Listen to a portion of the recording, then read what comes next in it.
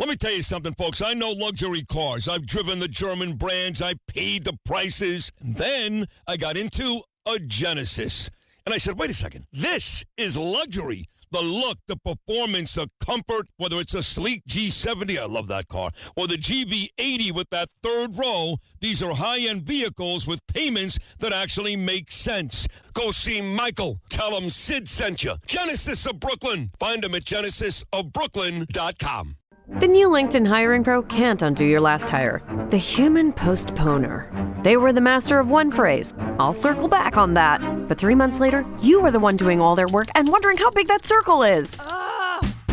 But LinkedIn Hiring Pro can take the hiring load off your plate by automating the hiring busy work from the initial job post to scheduling interviews. Hire right the first time with LinkedIn Hiring Pro. Post a free job today at linkedin.com/quality. Here's the man in charge, the great Andrew Giuliani. And Andrew, I'm no soccer maven. I admit it. You know that. But I looked at that video. He never should have gotten a red card in the first place.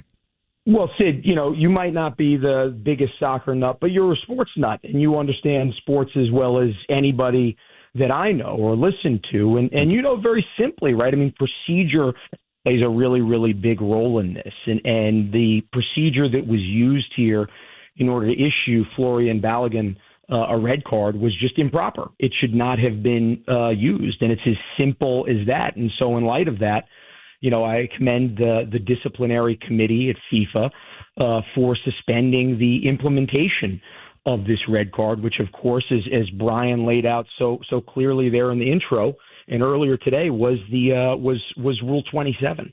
So, look, I think as President Trump said yesterday, and I was with him yesterday, and there were a lot of different things that were discussed.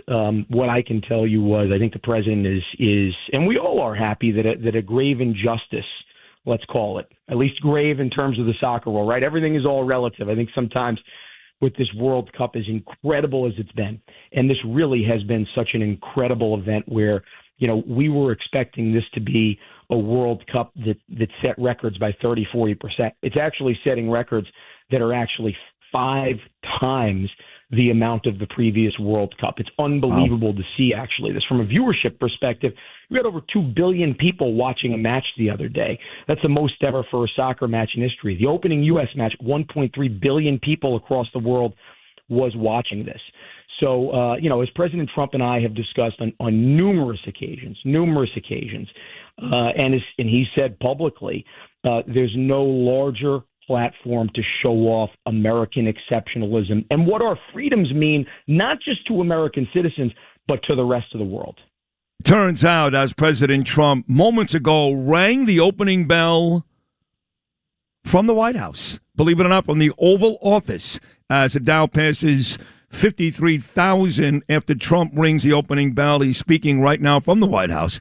Turns out that this referee, I forgot his name, but he's been in trouble before for giving out cards.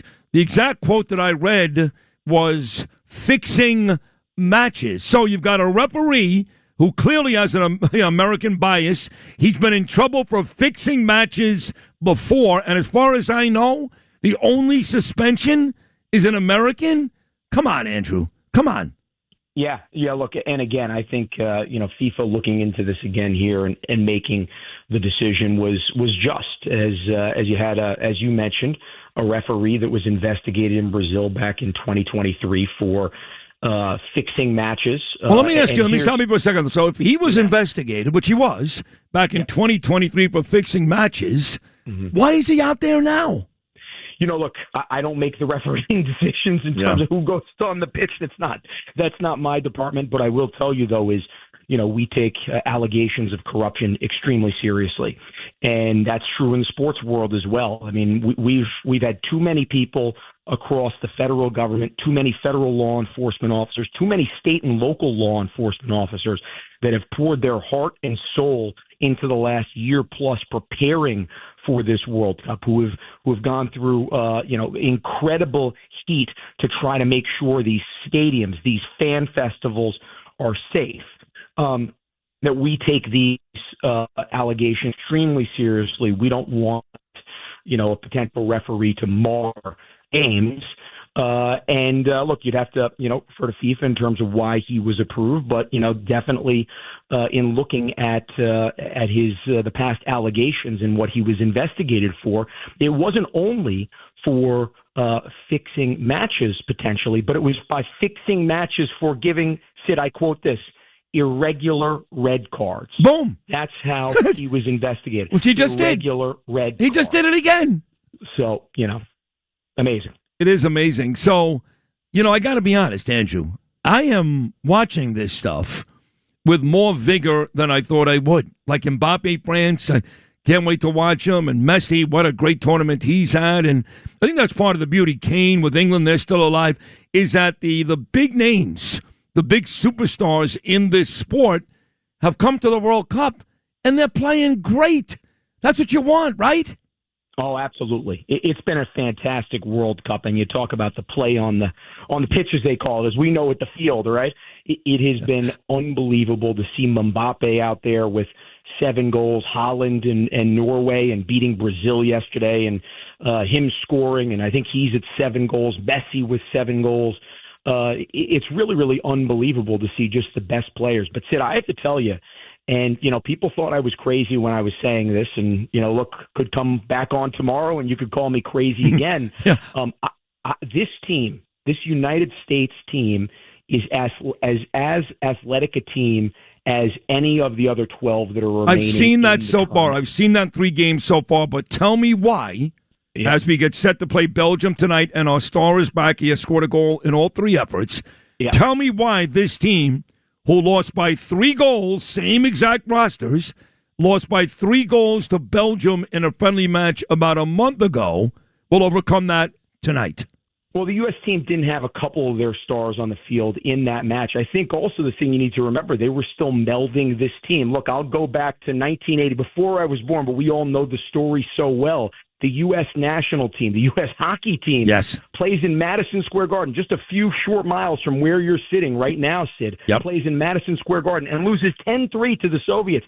And people that were at that match, at that game, said, now you got soccer in my head. I'm saying a match and 0-0 over here. But people were at that hockey game said it could have been 20-0. Well, we got killed. We got killed, yeah. Exactly. We got killed, and we rallied. And why did we rally? Because you had 20 people at the time, now 26, that all are rallying around a message, around a belief that we can get this done. And I have to tell you, this coach, Mauricio Pochettino, I've gotten to know him pretty well over the last year. He has completely bought into the American exceptionalism idea, to making sure that every single one of their players is giving everything they have. And, Sid, I got to tell you, this is not just a great athletic team that the U.S. has. It's a great group of guys, too. I don't know if you've seen this, but not just saluting the fans afterwards, but all praying afterwards. They love their country. I mean, it's a team that is very, very easy to get behind, not just because of that seal on their chest, but it's what's below that heart. You can see that heart. You can feel that heart. They will run through that wall to try to get that ball and try to make that play. And that's why, Sid, I believe they are going to win that game today. Right. And Hershey's chocolate beats Belgium dark chocolate any day of the week, including today. I love it. The antithesis of Juan Soto. All right, in the final 30 seconds, I know you don't share every conversation on air with you and Trump. I know that. You can't do it. You're not allowed.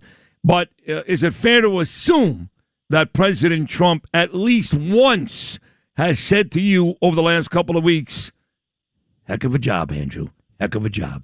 Well, Sid, I can't disclose any of the conversations I've made with the president, but I will make an exception about one conversation we had yesterday. Okay. I asked him, I said, who's your favorite radio host? And he said, this is not even close.